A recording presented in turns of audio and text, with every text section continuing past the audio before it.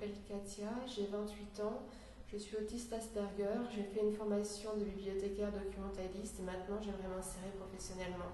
Alors, j'ai pris conscience de mon autisme très tôt en fait, c'était plutôt une différence que je ressentais.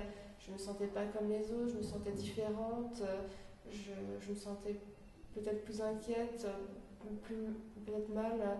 Je n'arrivais pas à faire comme les autres, je me sentais un peu perdue.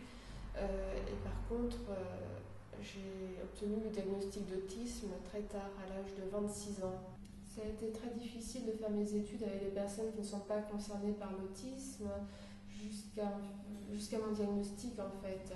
Après quoi, j'ai pu sensibiliser en fait les personnes avec l'aide de mes thérapeutes, de personnes qui me suivent. Mais avant, ça a été impossible de continuer mes études. À partir de la seconde, j'ai dû arrêter. Enfin, j'ai tenté à quelques reprises de reprendre. C'était pas les résultats qui m'empêchaient de continuer, c'était pas le manque de motivation, c'était vraiment le manque d'accompagnement et le fait que je prenais sur moi pour m'adapter et que je n'avais aucune aide. Du fait que j'ai été diagnostiquée très tard, j'ai suivi un parcours très compliqué. Jusqu'à l'âge de 15 ans, j'étais en milieu ordinaire. Je n'avais pas d'aide, pas d'accompagnement, c'était extrêmement difficile pour moi. Et à l'âge de 15 ans, où on demande beaucoup plus de relations, de compétences sociales, c'était devenu impossible. J'ai pas pu continuer mes études, j'ai été obligée d'abandonner, j'ai été hospitalisée, j'ai été mise en psychiatrie, j'ai été surmédicamentée avec des neuroleptiques qui ne me convenaient pas, j'ai eu des diagnostics erronés pendant 11 années. Et puis un jour, je me suis un peu réveillée en me disant que ça ne pouvait pas continuer comme ça, j'étais très mal, je n'y arrivais pas. Je faisais des troubles du comportement régulièrement, malgré moi, parce que je n'avais pas les accompagnements adaptés, on ne me comprenait pas, on ne m'écoutait pas.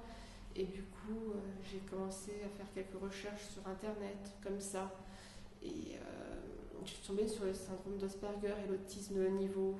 Et pour moi, au début, je me suis posé des questions. Je me suis dit qu'ils ne pouvaient pas se tromper, ces médecins. Quand même, j'aurais pas passé 11 ans à souffrir énormément pour rien. Et pourtant, plus j'avançais dans mes recherches, plus je me rendais compte que je n'étais pas la seule dans ce cas-là, que les familles avaient beaucoup de mal à obtenir le diagnostic. Et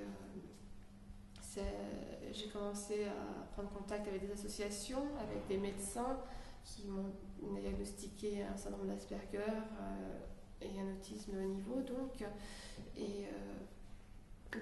ça a été pour moi une délivrance. Parce que j'ai enfin pu avoir l'accompagnement et les aides adaptées.